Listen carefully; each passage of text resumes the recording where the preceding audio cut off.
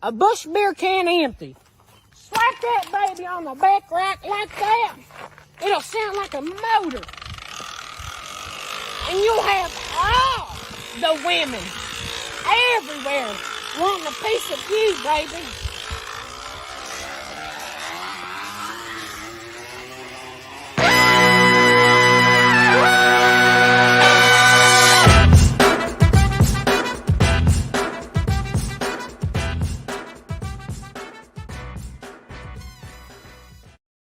July 5th. Happy 5th, everyone. I'm J.E. Skeets, rolling with the homie, Tass Mellis. What's up, everybody? What's up, Tass? Got my top shot hot boy up there, Trey Kirby. Hey-o. Yo. The international man of mystery, taking it to the max, Leigh Ellis. Friends. Really. And finally, the man making the magic happen, JD. Hello. There he is. Here we are. Shout out to the stream team here this morning, joining us live on YouTube. Take a quick second, everybody. Smash that like button on the video. And if you haven't, subscribe to No Dunks on YouTube. Keep sending in your questions and your comments for the next Beach Steppin' podcast. Email them in, nodunks@theathletic.com. Best way to get them in. And finally, go grab your No Dunks merch over at nodunks.com. We got the No Dunks NBA Finals collection up. Yes, Milwaukee Bucks fans can get their No Dunks version of their logo there. Got the horns.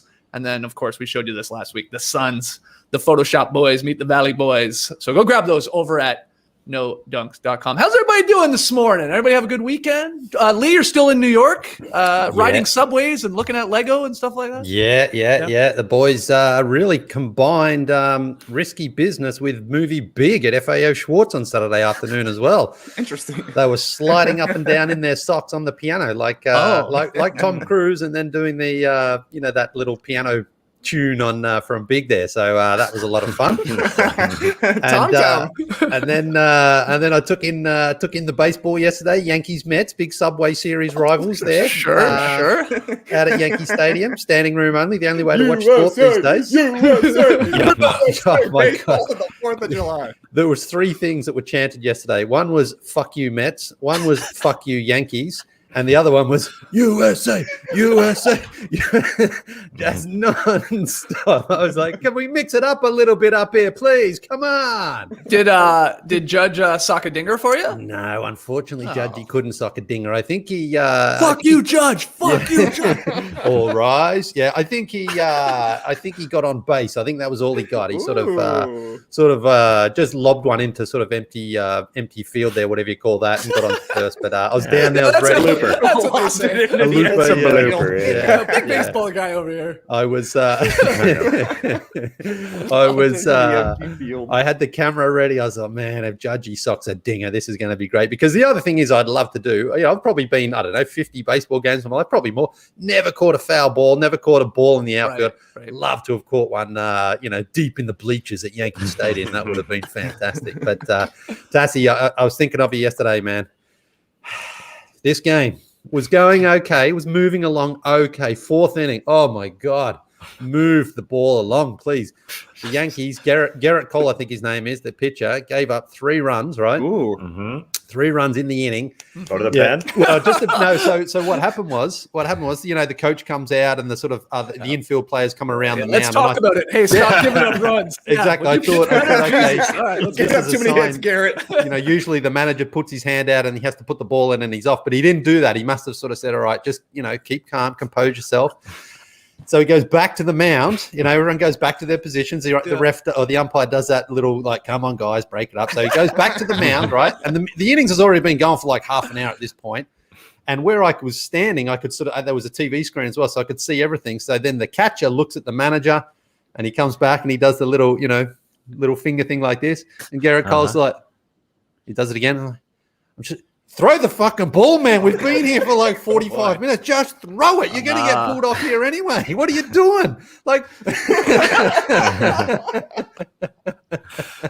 Standing room only tickets to a baseball game hits a little differently maybe than standing room only ticket to another sport. It's not bad though, because if you want to be behind the mount or behind the plate there, you can do that. Or if you want to be out in the cheap seats, it's also great. So it's good. I think it's a great way to watch the game. So how long does this game go, you think? It's not the fastest of the four major sports. Oh my God, no! Look, so the game started at 2:00. It was a doubleheader yesterday because it got rained out on Friday. So it started at 2:00. I had like a party to get to in Brooklyn at like 5:30 or 6:00. I'm like 2:00.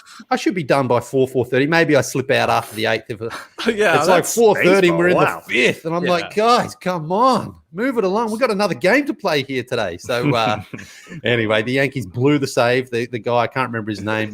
Fans don't like him. He blew the save. They lose that, but then they won the second one last night. I will say, impressive stadium, Yankee Stadium. Yeah. A little difficult to get any vegetarian options. I'll say that much. There's not a lot for the. There's not a lot of vegetarian options there. It was. That's it. It was. I should have taken. I can't believe I didn't take a photo of the popcorn. You should see the bucket of popcorn that they give out there. It's just gigantic. So I ended up having to eat French fries there because that was the only thing I could eat. Oh, you're crazy, man. You're insane. Oh, man. I'm just like, it's wings, it's burgers, it's dogs, and I'm just like, yeah. It's the 4th of July. You go to a baseball game on the 4th of July, a man's got it. It was a real. You know what I will say, though? I think baseball brings fans together because even though there was chanting, there was no fighting in the crowd. Everyone was having a great time. I was talking to people. I was asking people to take photos for me. Yeah, you got it, man. I'm like, oh my God. This is supposed to be an NBA Finals preview and predictions podcast, but let's do another 20 on Leigh in New York. I like it. Yeah. Let's have one more question. You said that baseball brings people together. You wanted popcorn, but it was too big. Do you ever think about being in that lineup and saying to somebody, hey, you want to split that bucket? I mean, you don't need that much popcorn. Yeah, I mean, I was talking to this couple actually, and I thought maybe this is the angle here because there's three of us, and I said maybe we can split this because they were talking about buying a T-shirt, and the guy was like, "Do you think my wife will think I look? Do you think my wife will think I look thinner in this?" We're having a great old time. Oh man, it was. So did you go solo? Yeah, I just went solo. Yeah, because standing room tickets were $40. The cheapest seat, $440. So I wanted standing room anyway. I was prepared to pay for a seat, but I was like, $440. Come on. So who took that staged photo of you? That's what I'm saying. That's my man. That's my friend. Hi, buddy. He said when he left. Hey, buddy. Have you heard one single "I'm Walking Here" yet? Since No, actually, oh, damn it! Well, then you got to do it. No, but. Yeah, good fun. Good fun at the ball game. Yeah, right. July the 4th, Yankees, Mets. Tick that one off the bucket list for sure. Okay. Just, I know they've made some improvements in the game speed in the last few years. I think there's a few more they could work on, but, All right. Well, let's start moving along this podcast here, too. It's like 10 minutes in. We haven't even started talking about the NBA Finals because we got our matchup. So let's break it down. Let's make our predictions, all that good stuff. Let's hear from the stream team too. Who do you like, Bucks or Suns? How many games? But this finals matchup, I mean, we've got two of the longest suffering franchises in the league when it comes to titles, at least. Suns have never won one. They've been around a long time, and the Bucks only championship back in 1971, so a real long time ago. But keys to the series, Tass. Let's jump right into it. What do you got your eye on, or what's the big storyline for this NBA Finals matchup that tips on Tuesday night? They moved it up. A little shocking. I was very happy to see that. It was going to be originally scheduled for Thursday, but it's up to Tuesday now. But what are you watching? Well, it starts with Giannis Antetokounmpo from the Bucks side. We can get into all the keys, but if the Bucks don't have Giannis, then they're not winning their first title in 40 years. I think that is clear. So when is he coming back? And when should he come back? Because Yahoo Sports' Chris Haynes reported on Friday that there was a belief, air quotes, belief Giannis would have cleared to play in Game 7 had the Hawks won Game 6. So now they get extra days rest. And there's some people out there thinking, they did move the finals up. Maybe you save him for Games 3 and 4 at home where you're more likely to win. Give him some extra rest that he was expecting. But I think that's a little bonkers. I think you get him back as soon as possible. And Game 7 would have been the day we're recording here today, a day before the finals. So I think you get him in Game 1, get him comfy.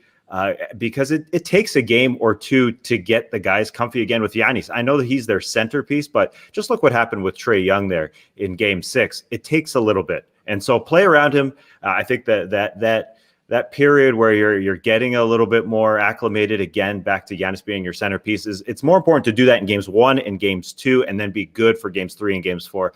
I don't think you wait. Just get him back.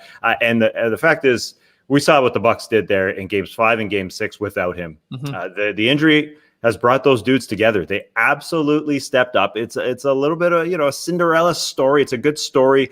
Those guys stepped up, mainly Jrue Holiday, but also Brook Lopez and Bobby Portis. So if you bring him back now and he's not 100%, maybe Jrue Holiday still feels that flow. He still feels that same way where Giannis isn't sucking up all the possessions if he isn't 100%. And so maybe Holiday can learn to step up, be that aggressive dude that we saw in game 5 and game 6. Because if Holiday, Brook, and Bobby all play that way, along with Khris Middleton, with Giannis in the lineup, then the title is absolutely theirs. So we can get it. Let's get into the actual, break it down, matchups type thing. But it starts with Giannis, and I think get him in there tomorrow, game 1. I think you got to, if he's somewhat healthy. Don't just wait. Make sure he's extremely healthy. I think that would be a mistake, because then you can give up those games in the middle of the series. Well, let's get into a particular matchup. Leigh, what do you got your eye on?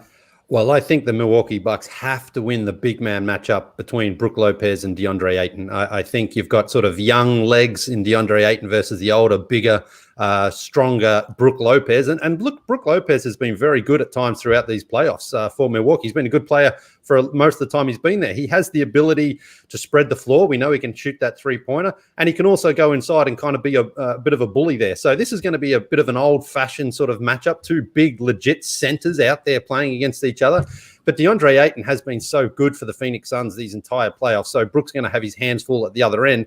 But I just wonder if Budenholzer just tries to maybe get DeAndre Ayton into foul trouble at some point, get him off the floor if he can, because the backup centers for Phoenix are so much less intimidating in Dario Saric and potentially Frank Kaminsky. And I just think that... What, again, you don't think that push that Frank Kaminsky gave to Patrick Beverley was intimidating? Nice little shoulder rub.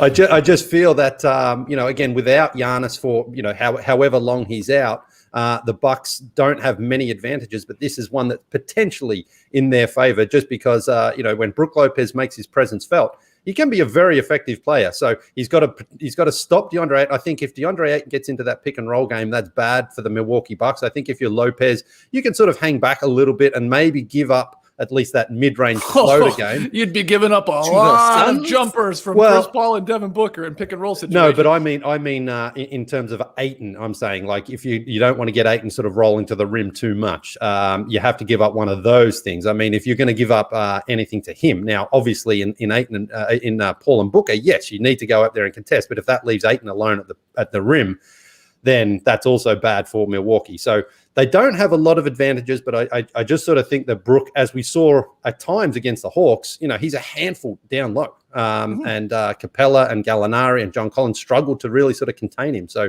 I think that's where Milwaukee has potentially a chance to win that matchup. But if Ayton destroys Brook Lopez in this series, then I think it's going to be over very quickly for Milwaukee, because I think they've got so many other options.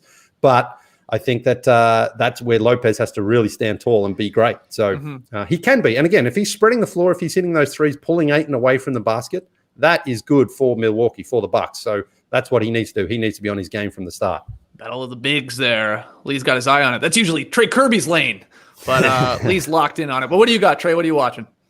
Well, I hope you got your tickets for the Khris Middleton Ferris wheel, because if the Bucks are going to win the title, I think he's got to be their best player. Like Tess is saying with Giannis, that is really the question here. If he plays, if he's 100%, which seems unlikely to me, I mean, that changes everything, because there's no matchup for Giannis on the Suns. Like, Jay Crowder did a pretty solid job last year with the Heat, but he's still 4 inches shorter or whatever it is. So that's a big question. But assuming Giannis isn't going to be Giannis the way he has been, Middleton needs to be awesome. Khris Middleton needs to be top of the Ferris wheel. Middleton, we saw it a couple of times versus the Hawks. He had 20 points in the fourth quarter of game 3, had 16 in a row, finished scoring 23 in the third quarter of game 6, really ended the game, ended the series right there. But Khris Middleton also had the loading phase, 6 of 23 in game 1, 6 of 17 in game 3. Ferris wheels are only fun when you got the good view, and looking at these matchups, the Bucks have to get the best from Middleton. because Jrue Holiday is going to have his hands full. I think he's either going to be tasked with slowing down Chris Paul a little bit, or if it's Devin Booker who's on fire, Jrue Holiday's probably guarding Devin Booker there. So you need Middleton to be aggressively looking to get buckets and basically matching what Booker is going to be giving the Suns, because they just, with Dante DiVincenzo out, it feels like Booker should run wild a little bit in this series. So you need Middleton to cancel him out. I think he's going to be matched up most likely with Mikal Bridges, maybe Jay Crowder, and Middleton can win both of those matchups, I would think. The other question is going to be who guards Devin Booker, because if you're asking Middleton to be the number one guy on offense and then go out there and slow down Devin Booker, that's a huge ask. But there's a reason Khris Middleton is sometimes an all-star, right, Skeets? He looks amazing sometimes, and he can do it on both ends when he's playing his absolute best. He was nails in games 4, 5, and 6, really, I thought, for the Bucks in that Hawks series. So if he's able to ride that momentum into the finals, that's big time for Milwaukee. Yeah, I got to say, I was looking. I got one of those emails, right? I'm on some weird email thread here. I always get these NBA Finals odds and ends and stuff like that. And they got the Finals MVP odds. Chris Paul, the odds-on favorite for Finals MVP. Of course, you would have the Suns probably winning in that scenario. Booker second, then Giannis, and then Middleton. At like decent odds, because I think you're right, guys. Like, or Trey, like if the Bucks win this and Giannis isn't 100%, who knows if he even plays? Like, first off, I mean, Khris Middleton, for them to win, has to be 30 points per game. Khris Middleton, I think. So it's like, wouldn't be that far-fetched to see him like win rightfully a Finals MVP. So those odds seem like a little like juicy, a little interesting. Not that I'm betting on Khris Middleton, because that's one issue. Like, the Ferris wheel does go down eventually. But he was awesome over the last little stretch. And so was Jrue Holiday. In Game 6, I was down at the Fortress on Saturday night against the Hawks.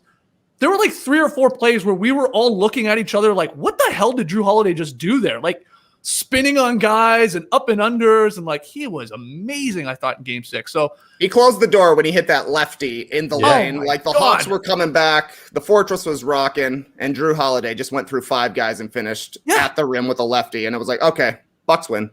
Yeah, he suddenly like turned into Kyrie for a couple minutes. There. You're like, what the hell's going on here? But that's, to me, like you said it. You guys have like sort of touched on it already. Like, can Holiday, like, can he slow down Chris Paul, who we know has been amazing when he's played? He like rarely turns the ball over. 122 assists, only 22 turnovers here in the playoffs for Chris Paul. So can Holiday make him uncomfortable and then also bring it on the other end? And again, that might be Holiday on Chris. It might be him on Booker if he's got it going, because Middleton can't slow him down or whatever that matchup is. So holy crap, Jrue Holiday has to be special, I think, if there's no Giannis or a depleted Giannis, for them to pull this off. But he's like, when those two guys, Middleton and Jrue, play well on the same night, the Bucks are a tough out task. And a lot of the times it's only one or the other. But we saw in that last series, there were a couple nights there, especially when Giannis went down, where both those guys were amazing. They looked like, all-star, all-NBA guys in Jrue and Chris. Yeah, Khris Middleton won 2 games for the Milwaukee Bucks last series. Trey brought up those 2 quarters where he scored 20 plus. He won Game 3 and he won Game 6. He really did. And yeah, Jrue Holiday jumped on his back and was the third best star, or the third star that the Bucks have always wanted. They just had to, without Giannis in the lineup, that's how they were going to win. And yeah, they stepped up. I mean, it just feels like the clubhouse, the locker room is feeling good. But Middleton didn't really have a great defensive matchup for him on the Atlanta Hawks. They had Kevin Huerter on him, and then Cam Reddish came off the bench and was really solid. Nate McMillan calling Cam Reddish a guy with Paul George potential. It's hard to argue that, but that was the spare minutes there, and Cam Reddish just coming back from injury. I think he would have been the best matchup for Khris Middleton, but Khris Middleton was licking his chops against the Atlanta Hawks. This is going to be different going against Mikal Bridges. Bridges is huge.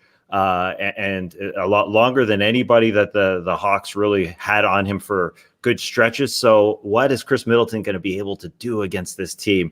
That's the thing. I mean, you see the matchups really change in this one. We saw Chris Paul score 40 plus in that last game. If Jrue Holiday is sticking him, it's not going to be an easy series for Chris Paul. And same goes for Khris Middleton on the other side. And then I thought Devin Booker would just feel so good to be free of the shackles of Patrick Beverley going into the finals here. But I think it's going to be annoying as well going into this series. I know you guys talk about Pat Connaughton, Dante DiVincenzo being out, but I think they try and stick the slower PJ Tucker on him as much as possible. Try and just get under his skin like Patrick Beverley did, because he started off the series really well in the Western Conference Finals. And then, he got his shots up, he got his numbers up, but he didn't shoot a good percentage. He wasn't his self. And I think he's going to feel good going into game one. I think the Bucks would be smart to try and piss him off like they did with Patrick Beverley, like the Clippers did with Patrick Beverley, in the Western Conference Final. Just anger him, get Tucker on him. That's his job. I think Tucker doesn't have a good matchup otherwise. He's out there for defense. You throw him on Jay Crowder or Mikal Bridges, it's kind of a waste. Book should be a lot faster than PJ Tucker, of course. But I think that's you got to get dirty. I think that's the really interesting thing here. Paul versus Holiday. Yeah, Tucker versus Booker. Middleton versus Bridges. I mean, it's just Are you excited for these finals? Because obviously you're seeing even some people in the stream team saying they're shitting on these finals. They're like, oh, who cares? Bucks versus Suns. You sound hyped, Tass. And do you think? I mean, I don't care really ultimately about ratings, but I'm fascinated to see how many people tune into this, because these are not huge big market cities here, NBA teams. What do you think? I like basketball. I'm tuning in. I think I hear you. There's going to be people who are turned off. No doubt. It may not be juicy enough. Giannis would definitely help out. He's got to come back. But yeah, I get it. I mean, it's Milwaukee, Phoenix, two franchises that haven't won historically.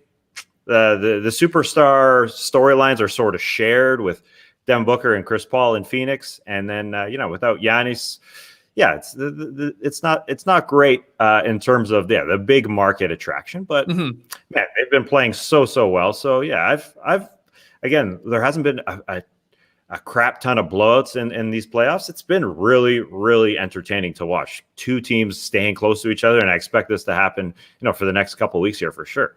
Wild stat from the Sporting News, Jordan Greer, I saw. Bobby Portis and Jay Crowder have each scored 11 points or more in 7 playoff games this year, each, right? And when they do, the combined record for their teams is 13-1. They basically just if those guys contribute 11 or more points here in the playoffs, they generally win. There was one game that they didn't. I think Portis had 11 in a loss to the Hawks there. But those guys, I mean, they're X factors, no doubt. Leigh, is there anyone else that you would include in the mix? Are we going to see can Campaign change a quarter again or a game, or someone on the Bucks? What do you think? Cam Johnson as well. He's been good for the Suns. Cam and Chris. That's the two. Actually, Cam are on the same team. What about Cam Stewart? Well, he's interested in this series.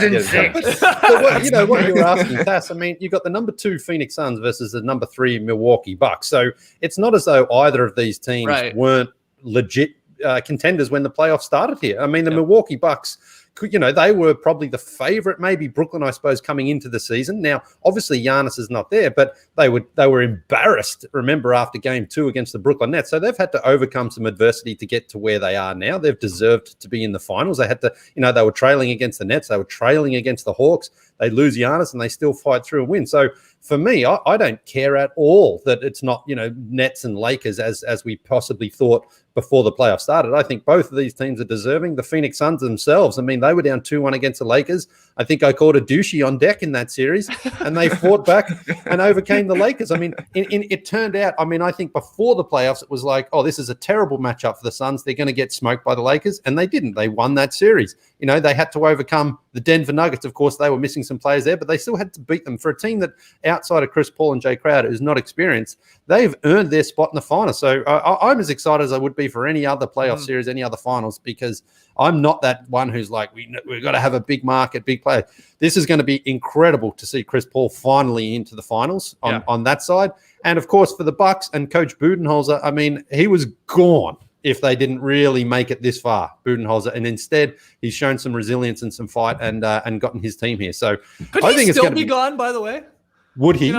Is he? Yeah. No, I think he's safe now. I think he's safe now because let's say they get swept. Let's say worst case scenario for the Bucks. The built-in excuse already is there that Giannis is potentially going to miss at least a couple of games here. But even still, I think Budenholzer has done enough to show that he was able to get his team back from where they were after game 2 against Brooklyn. I think that was and they nearly lost that game. Remember game 3? That was that 86-83 game, I think it was there, where the Nets led with a minute to go on that Kevin Durant 3. So Budenholzer doesn't read Twitter. There's no doubt about it, because if he did, he would have just walked away. But they are both very deserving finalists, and people can point at injuries. And yes, they've both had to face teams with other injuries. They've had their own, but that doesn't mean anything to me. It's like you still have to win the games, and that's what they've done. So I'm as excited as I've ever been for finals. I think it's going to be great. That's good to hear that, Leigh. We'll be talking about the games every day here on the show. So I'm excited you're excited. Here's a quick X factor for you. Are the Bucks ever going to make 3-pointers in the playoffs? I feel like we've been talking about it every round. There's a 23-point game coming. They're shooting 31% from three so far in this playoffs. They're shooting open shots. They got a lot of open shots against the Hawks that were brick fests, but this is a team that shot nearly 39% from three during the regular season.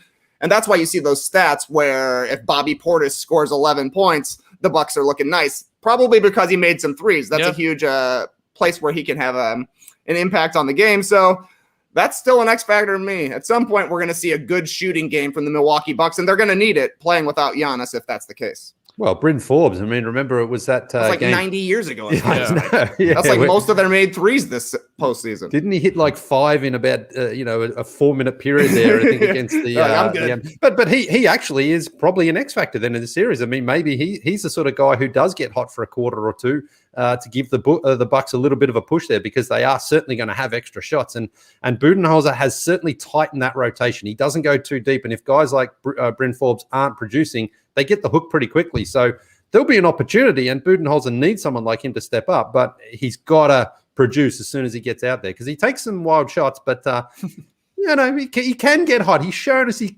can get hot. It's more an anomaly than the regular right now, but that could happen in the finals. Who knows? He's not out there for defense. That's for damn no, sure. he's not. You can exploit him on that end, but if he's hitting a couple threes, you're going to live with that. I'm sure he'll see some minutes on campaign and stuff like that.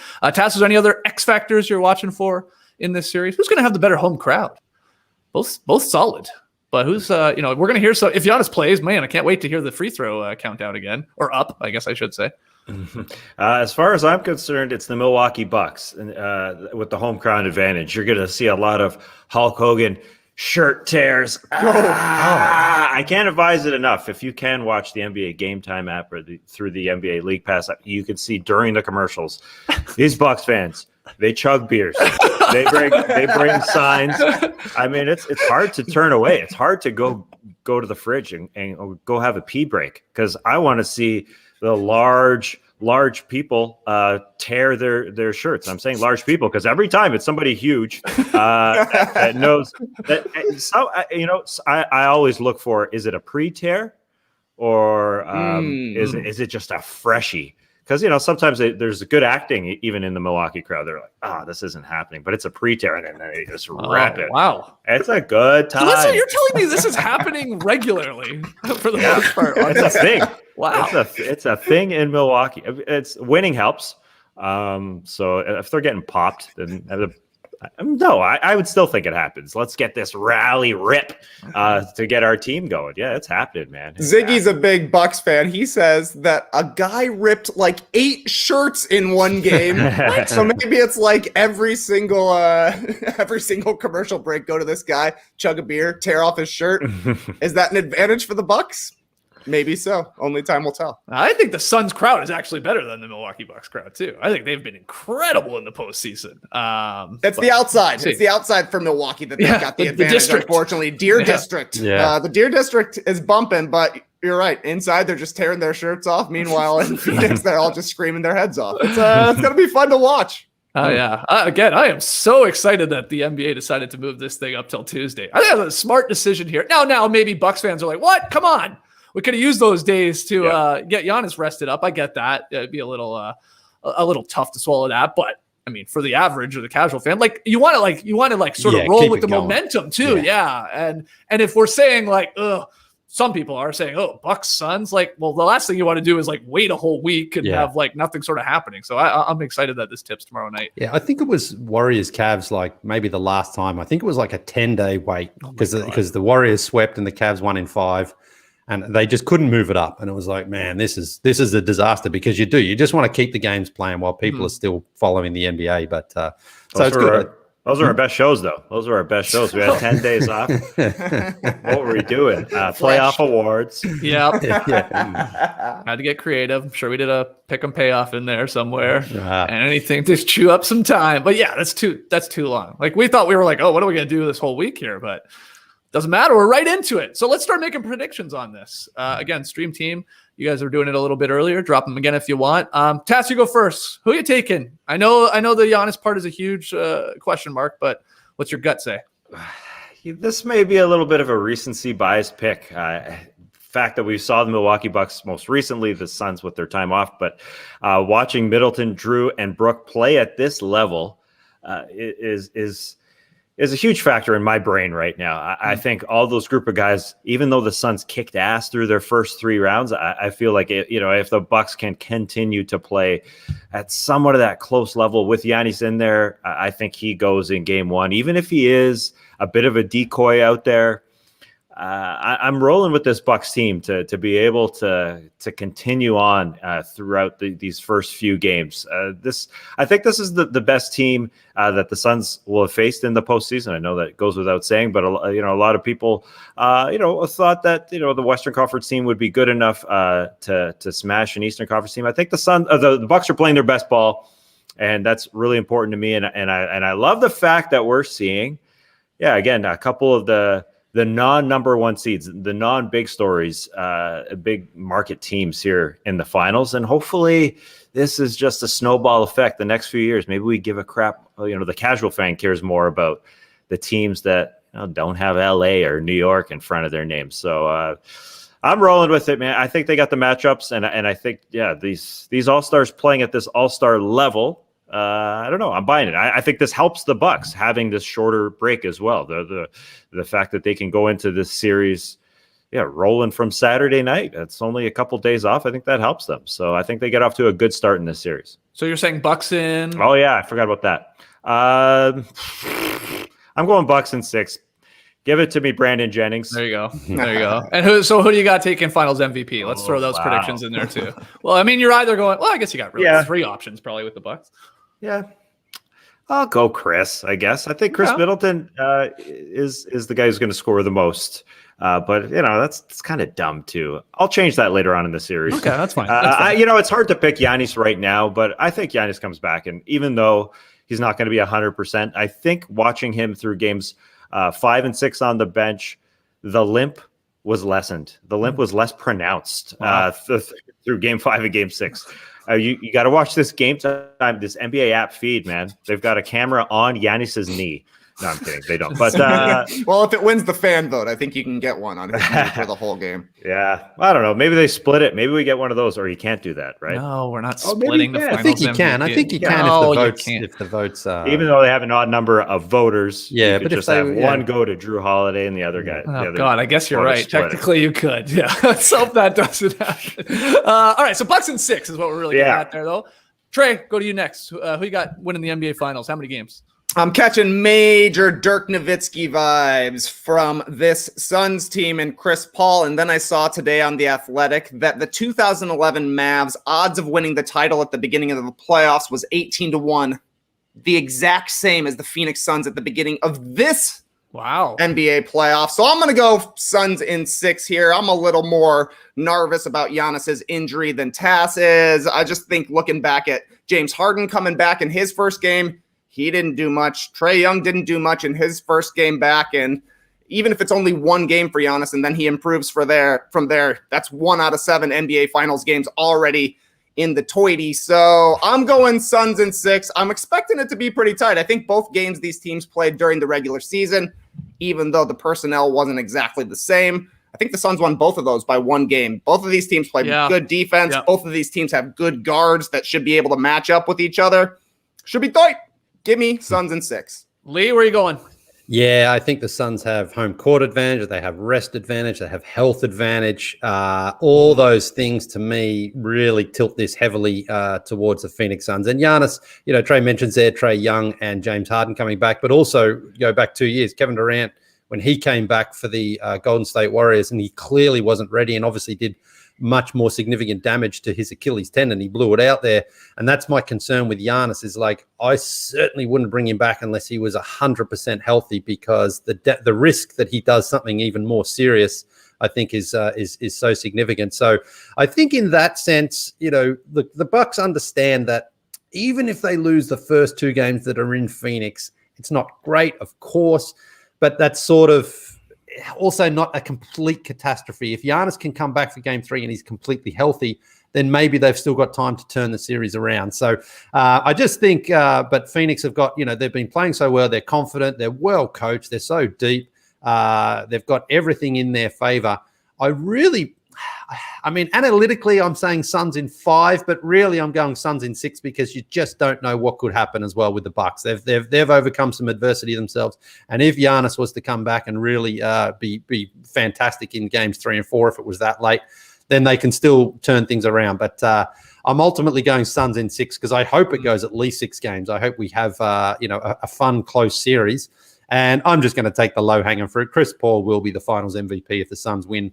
Whether that's in 5, 6, or 7 games, I think it's going to be his trophy. So I think the Suns win, but I don't think they, I think it's still going to be a close series, but I just think all those advantages I listed earlier just help Phoenix more and give them enough of a bonus, if you like, to beat the Bucks here.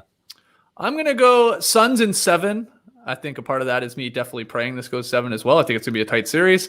I'm going to go Devin Booker for Finals MVP. You guys said it. He's going to be unleashed here in this series. It's going to be a lot different than that Clippers series, and we know he's a bucket. So it's tough to imagine the Suns winning, I will say, like you said, Leigh, and Chris Paul not getting it just from a narrative standpoint. Like, even if he averages, 15 and 10, I feel like there'd still be like a lot of support for a Finals MVP for him. So almost like a legacy play in a weird little thing. But if Booker goes nuts and does what I think some people are expecting Khris Middleton to do, there's going to be some 30-point Booker games I'm getting at here in these finals. So I'll go Booker. I'll go with my guy. And I got the Suns winning in 7, but I think this is going to be super close. I think Giannis plays tomorrow night. I do. I'm with you, Tass.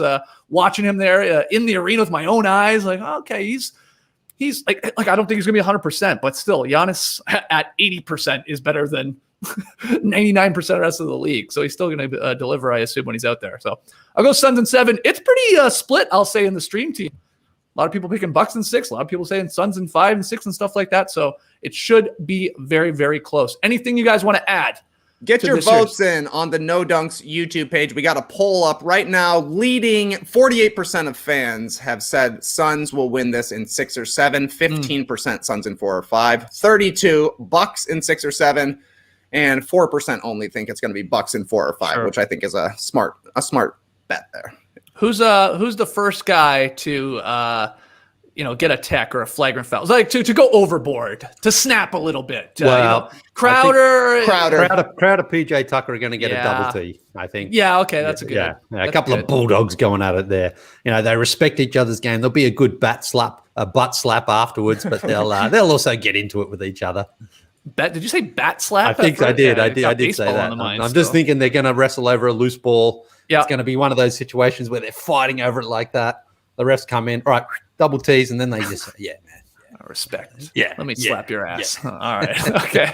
Let's hear from all of you again with your finals predictions. Who you got winning finals MVP, how many games, and all that stuff. And who gets their butt slapped first? Make sure you let us know that in the comments below this video as well. Okay. We got a little Is This News, but we got to take a quick break. Hear from a sponsor. Yesterday morning, I was watching my children hoover some cereal. One was eating some Cookie Bears, biting their heads off, having some fun, and one was eating Loot Foops. Not sure if I can say the actual name of the cereal, so let's call it Loot Foops, not Fupas. Loot Foops. And I remember watching them, I was like, they're having so much fun. I remembered I got Magic Spoon cereal in the cupboard. It smells and tastes exactly like Loot Foops. But without the protein, I'm trying to work out so much more. So the added protein is great. So I just jumped in on that. showing these kids how it's done. Magic Spoon is fun to say as well with my kids. Magic Spoon. That's the cereal daddy's having. It's so much fun, and it's healthy. 0 grams of sugar, 13 to 14 grams of protein a serving. Ready to get all toit for the summer. Packing on that and only 4 net grams of carbs in each serving. 140 calories a serving. Still boggles my mind when I say that out loud. It's keto friendly, gluten free, grain free, soy free, low carb, and GMO free. You can build your own box. Available flavors to build your own box are cocoa, fruity, frosted, peanut butter, blueberry, and cinnamon. And I'm not joking about fruity smelling exactly like Loot Foops. I think that's done on purpose, Magic Spoon. I'm pretty sure. Go to magicspoon.com/nodunks to grab a custom bundle of cereal and try it today. And be sure to use promo code NODUNKS at checkout to save $5 off your order. Magic Spoon is backed with a 100% happiness guarantee. If you don't like it for any reason, they'll refund your money. No questions asked. Remember, get your next delicious bowl of guilt-free cereal at magicspoon.com/nodunks and use the code NODUNKS to save $5. And we thank Magic Spoon for sponsoring this episode. Back with No Dunks. Time for a little Is This News? Yeah, just a couple headlines here for the boys and everybody on the stream team. Debate whether or not they're newsworthy. First one, NBC Sports. Kings lack 76ers reported desired Ben Simmons trade assets. Tass, Simmons trade rumor. Is this news? Well, I got excited when I first read about this, or first saw the headline, I should say, because I named Buddy Hield as a guy who just needs a new venue, new place to play, new change of scenery this offseason. I want him to go somewhere. So I thought, he could be part of this package that goes to Philadelphia. But then getting into the article written by James Ham, it's totally true. There's just not enough coming back to the Philadelphia 76ers. Buddy Hield is really great, would theoretically pair really well with Joel Embiid, shooting over 10 threes a game. He's in his prime, but it's kind of like a Seth Curry replacement without the ball handling of Ben Simmons. That's a problem. And then you get Marvin Bagley, I guess, would be the second part of this trade. It works in the trade machine, Hield and Bagley for Ben Simmons. But Bagley, even if he's in that 2018 draft class and you have high hopes for him, just like, the guys around him and Ayton, Luka, and Trey, performing well this postseason, he just eats at Joel Embiid's space. We saw what happened with Al Horford. We just saw what happened with Ben Simmons. You don't want him running around the same area as Joel Embiid. He's not that level of player where, he can adapt at this point of his career. So I agree. They don't have enough. I think Buddy Hield should move on. But when you look up and down that roster, who else can you pair? You pair Harrison Barnes with somebody. I mean, it's not enough to get Ben Simmons off that team. You'd be better off keeping. You'd be better off keeping him if you're the Sixers. And the Kings are not trading De'Aaron Fox. They're not trading Tyrese Halliburton. Other than that, not enough for Ben Simmons. IMO. Yeah, Right. That's the problem, is that the two players that the Sixers would really want would fit really nice next to Joel Embiid, or the two players that the Kings no chance would be trading, which is kind of what it feels like the Sixers are going to run into a little bit here, because there's also in this piece a report that the Sixers turned down a deal for Malcolm Brogdon and a first-round pick from the Pacers. And to me, that's kind of exactly what the Sixers would need. Like, Brogdon would be an excellent fit next to Embiid. I think he would bring the defense. He can play without the ball. He can handle and pick and roll.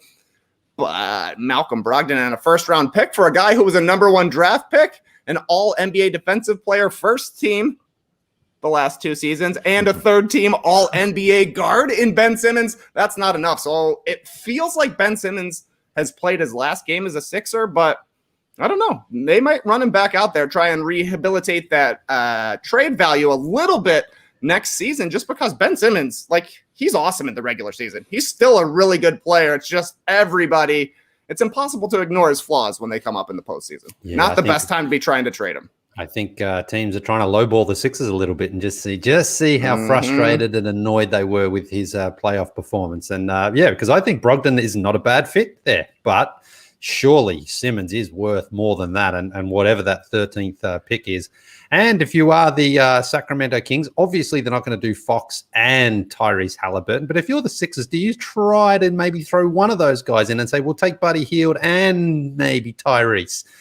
That's interesting. It's interesting. You would try it, but I don't think the Kings are going to do it. No, yeah, but I think if the Kings are serious, you're like, listen, you're getting Ben Simmons, all defense. He's another ball handler there. I just wonder if there's something there. But I also wonder if the Sixers are like just sort of making these offers out there to say, like, guys, you can't lowball us. Okay, we're expecting much more in return if you want to trade for Ben Simmons. So these are the ones we're just dismissing right now, but. There's certainly a lot of interest from teams, but I think teams are just sort of seeing the Sixers and just like, I think Ben Simmons can be had for a little bit cheaper than perhaps during the regular season if he's been playing well. But I think the Sixers should move on anyway. So yeah, I still think he will be traded. I don't think it'll be this. It's not going to be to Sacramento because I'm with you guys. Like Harrison Barnes, Bagley in the number 9 pick, or Buddy Hield, Bagley in the number 9 pick. That's too low even for Ben Simmons, whose trade value is sort of near the floor right now. That's a bag of beans with the bag of beans thrown in. Yeah, that's right. I still think it's going to happen with Minnesota. Obviously, was saying that sort of from the jump when it came to Ben Simmons trade rumors. I think there's something there with a D'Angelo Russell and even a Beasley going to Philadelphia and probably some picks for Ben Simmons, whatever else it takes to make it happen, be it George Hill. I like the concept of Ben Simmons in Minnesota with Karl Anthony Towns too. But maybe that's still not enough. If they're not interested in Brogdon, the Sixers, are they then that interested in D'Angelo Russell? Probably not. Yeah, I'd take Brogdon over Russell, I think. Yeah, you would think so. But again, these are all just reports, and they're trying to drive up the the price from these other teams. And suddenly the Blazers are like, oh well, okay, here's McCollum and so, or here's whatever. So we will see. All right, our next headline hurts my heart, but congratulations to these 4 countries. NBA.com coming through with Slovenia, Germany, Italy, and the Czech Republic securing the final 4 Olympic spots. And I say it hurts my heart because on Saturday, oh boy, Team Canada losing to the Czech Republic. Tough loss, got their asses outplayed, got outplayed. Made a crazy comeback, like an insane comeback. They're down 6 with like 20 seconds to go at the end of regulation, and then Andrew Wiggins just went nuts. There was crazy steal and all this, but in the end, Satoransky hitting a fading off the glass jumper over Dort of all people, one of the best defensive players probably in the game, and he got it to go. A little luck involved, no doubt, but it drops. And then Trey Lyles had a chance at a baseline jumper, beautiful play call from Nick Nurse, and it rims in and out. And Team Canada loses, and Czech Republic goes on to beat Greece. Tass. Yeah. So they played their way there, obviously, and surprised a lot of people. A lot of these teams, Germany surprising a lot of people. So in the end, Luka's there, which is great. They're pumped, but these other teams were a bit of a shock to some people. Yeah, and Luka Doncic got the MVP award in his tournament from Arvydas Sabonis from the original, nice. Handed it out. And that must have hurt his son, Domantas Sabonis, who just lost. Yeah. And I guess they had this planned. Arvydas was going to give it to anybody, but then after Lithuania lost, this must have been really difficult for Domas to watch this happen. But it's exciting we're going to see Luka. I am still going to be watching every minute of the Olympics, even though it's lacking both Greeks and Canadians in basketball. Maybe I'll tune into Jan Schulman's call on the Canadian broadcast because I always love me some Dan Schulman dating back to the Jays days. It's unfortunate. It was a brutal loss. Both losses. I think I would rather Greece beat Turkey on Saturday to get to the final to get rocked by the Czech Republic. They played some good team ball. I think I would have rather just lost in the semifinals and got it over with. Well, yeah, it freed up my Sunday. That was nice. I didn't have to watch Canada play because this was it was a frustrating watch. They got outplayed for it's a 40-minute game there in FIBA rules, but for like a good 37 minutes they were outplayed, and then again they rallied to get it into overtime. Trey, I want to know, did you have a good Saturday yourself? Because Trey Lyles misses an awesome look again at the buzzer in overtime to tie it up or send it to double overtime. It rimmed in and out. It was a great play, like I said, and he missed it. Then Ice Trey down at the Fortress, I watched in person. He struggled mainly because of the injury and didn't have a great game 6 in losing to the Bucks. Did you have a good Saturday at least? Because all these other Treys I know were not. I think you were moving. So how did that go? I was moving. Luckily for us, they did finish the painting on Saturday. I had an average Saturday. I wouldn't say I had a great Saturday. I was feeling sad for you, Skeets. I know how excited you were for Team Canada to maybe actually make the Olympics with you being an adult for the first time. That would have been very cool for you, but obviously Nick Nurse just can't beat Thomas Satoransky. 4-0 this year against Nick Nurse. Nice. I mean, if you just go watch the shot he hits too over Yeah. two. What a It's shot. ridiculous What a shot. That's one of the ones where you're like playing on a Wednesday. You're like, well, at least we got another game coming up. Yeah. If that's going to be the winner here. Yeah. Wiggins, correct me. I can't remember if it was off a missed free throw or they stole the inbounds, wasn't They it? stole it. Yeah, that's Yeah. right. Yeah, they stole it. And then he fired up that one contested 3, knocked Yeah. it in. It sort of felt maybe Wiggins is just going to become the Canadian hero. But, man, that one then from Satoransky just to get it down. Because the Team Canada were leading in overtime too, I think. They were up. weren't Yeah, they were up 5? 4. I think they scored Oh, the first 4, 2 was it? Yeah, Yeah. 4 or 5. Yeah, and then didn't score the rest of the way out. Yeah. Oh, man. And people were upset that it wasn't going through Wiggins actually enough, who had caught fire at the end of regulation, scored once in overtime, but they were like, they were not definitely like feeding him the ball, and maybe should have, because he was on, and he was like, just roll with your best guy in that particular game. But whatever. Again, Czech Republic outplayed them. They didn't even deserve to be in overtime, for being honest. Tough loss, and that sucks. I mean, for this, obviously for the program. That's, I talked about them wanting like to get there, and that does instill some confidence in the program and get some of these other guys to want to play. Maybe the future still looks bright for Team Canada, but they, Jamal Murray, Shea Gilgeous, Dylan Brooks, like they're all fairly young too. To some of these other guys that played, RJ played pretty well in this little mini tournament. Wiggins actually played great, but still, they could have used some bigs actually, Trey, like Kem Birch or Kelly Olynyk, and those were like contract reasons that they weren't playing. So anyway, sucks. Is this the most down you've been about Team Canada? Because to me, I mean, looking from the outside, it feels a little bit like Team USA 2004, where you're like, the future looks bright. We've got a ton of talent, but they never play together and they don't seem to fit perfectly. Yeah. I mean, I'm down because they should have won this little mini tournament to get in. Yeah. I mean, they should beat the Czech Republic. They should. They have 8 NBA players on their roster. Yeah, they're missing some big names still, but they couldn't hit a 3 to save their life, and they got killed inside because they didn't have a lot of size. I forget that guy's name on the Czech Republic. He destroyed him. He had like 31 points, this guy, because he was a big dude, and they wisely ran their stuff through him. But anywho, it opened up my Sunday. That was nice, Cassie, right? If you're going to lose in the semis. That's the lesson learned. Okay. Let's get to tweet of the night. Tweet of the night. Wow. Twitter. Oh, tweet of the night. This is a fun one from Kofi, at Kofi on Twitter. This one was making the rounds. Very, very funny tweet. AAU basketball was wild, man. You could beat a team by 10, eat Wendy's, and be matched up with future NBA superstars 45 minutes later and leave the tournament questioning if you love basketball. A great tweet. Kofi is an awesome Twitch follow, by the way. Watch him game and stuff like that, and does like some fun like trivia questions and stuff. The responses, Leigh, were hilarious. Like the thread is great because people are basically just sharing their AAU basketball stories of like, oh yeah, this time, we just got hammered by this future NBA player. This one from at Chad Bro I saw. We thought we were cute until the 2003 Atlanta Celtics rolled up with Dwight Howard and Josh Smith. They mercy ruled us by breaking the rim clean off the backboard. I ain't been right since. I like that one. I like this one from at A. Hoffner. My AAU team played the Southern California All-Stars with Kevin Love and Brandon Jennings. Jennings dribbled through the legs on 7 out of the 10 guys on our team, and Kevin Love drop-stepped me so hard I went flying 8 feet out of bounds. Anyway, There's like a million of these like responses. And Trey, did you ever we're Canadian and Australians. We're obviously playing here in the States and AAU basketball by any means. But did you ever anything like something similar in Illinois where you ran into a juggernaut of a team or a player even?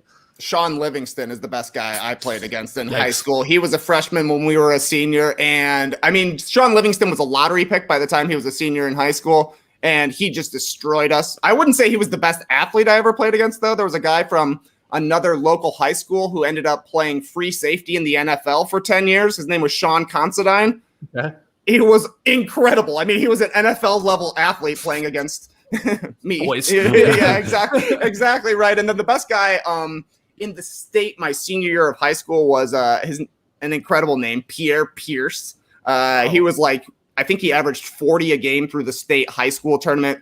He was a local guy. We ended up having to play him in a summer tournament once, and he just embarrassed us. The guy was like, he ended up playing at University of Iowa, I think, where he was like 25 a game, and it was just insane. The nonchalantness with which he was able to destroy a bunch of farmers out here. Hilarious stuff. I ended up playing him in like another men's league, like 10 years down the line. He had just come off of leading the Golden State Warriors summer league team and scoring for a summer. Jesus. The man had like massive off-court problems, like never made it to the NBA because of that, but he was a bucket every single time I happened to be in the gym with him, destroying us. And that's when you see the levels of basketball out there, because Kofi's right. Like, going to a day-long tournament is awesome because you'll have a great game, and then you'll just eat fast food for a couple hours, and then you'll go get destroyed, and then you drive home with your buddies. I'm still pissed at Misael Valles for dropping my $20 bill outside of the car while we're on the freeway. Come on, man. $20 in high school? Wow. What are you doing? I was going to buy some chicken fingers with Ronnie Stickney at A&W Root Beer, but nothing. You think we're going to turn around for $20? Come on, buddy. Oh, fun times. Like, you go and drive 2 hours to play for 2 hours, sit for 2 hours, play for another 2 hours, and then drive 2 hours back. It's so home. weird. Yeah. And then usually play a team where the only one I remember, I don't remember their names, but I just remember the level like jumped up another notch. Like, we're obviously in Stratford, Ontario. We're playing all the other high schools. We're fine. We're decent. We go to this tournament for the weekend, and we hung in a couple games. I'm not sure if we even won, but we were in them. And then, we got matched up against this juggernaut team that had twin brothers. It was like Brooke and Robin Lopez, two giant twin brothers that were then just dunking on everyone. Like that wasn't happening in our league. Like, guys were not getting dunked on. Like, they dunked on us like 20 times in the game. Yeah. And it's just, what the hell is going on here? So that's why this tweet resonated with me. But Leigh, anything similar there in Australia? Yeah, well, we used to play in weekend tournaments like that. And mainly, I guess we did it when we were kids, but then when we were like young adults as 18-year-olds, we would also enter tournaments, and you would just do the same thing, go for the weekend, have a boozy Friday and Saturday night and play like 5 games. And there was one time we were playing, and the Melbourne Tigers, who played in the NBL, that's Andrew Gaze's team, they had a team they entered, but it was like their sort of younger up-and-coming players who they wanted to play against, men. And I remember this 16-year-old kid, the game was a minute in, and the shot went up, and I was sort of boxing out, and I turned around, and all of a sudden I just felt like his legs and his feet on my head. His nuts were on your head. Oh, this kid just dunked on me like that.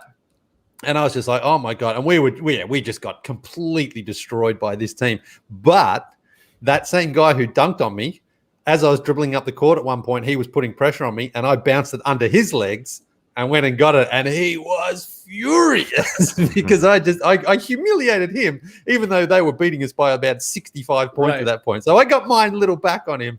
But I think as well in that tournament, that was the thing. There was the one team that was just so much better than everyone else. I think we actually played them again in the final because we beat all the other teams. But then, the final was like 146 to like 20 or something like that. I mean, we just got destroyed. So, but they were always fun. The tournaments were great fun when you were kids and stuff. I mean, I don't think we ever won one, though. I would have loved to have gotten at least just one trophy, but there's always one team better than you. It just sucked. Well, go seek out this tweet again from Kofi just to read the thread or the responses. There's so many that just are great stories, and people just dropping future NBA players and like imagining having to play them when you're like 16, 17, 18 or whatever age you are. Oh my God, so good. All right, we'll call it there. We'll be back tomorrow. Obviously no game on tonight. That's okay. I'm sure we'll have some more news, and we'll make some game 1 predictions on tomorrow's show. But get your questions in. Keep them coming. NoDunks@theathletic.com. Help us out. Might need to, answer a few questions on tomorrow's show. So send those in,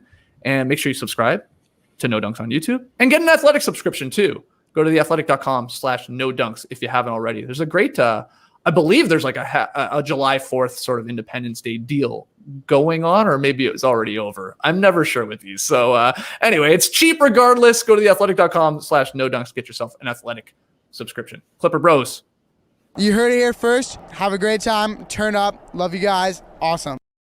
Thanks for joining us. And just going to answer this question before we go from Kiki and the stream team. Is Anthony Bennett on Team Canada? Yep. He was. He was. Yeah. No, wow. Nobody, including Anthony Bennett, could help the team get a W, though. So sad. Just so sad. Look at all that talent. Look at all that talent. It's all right. They're all young. You just wait until, what, Paris? Are they? Where are we going next? Paris? Yeah, 2024. Paris. Yeah. Oh, it'll be worth it. Hopefully. Embrace the day, people. You could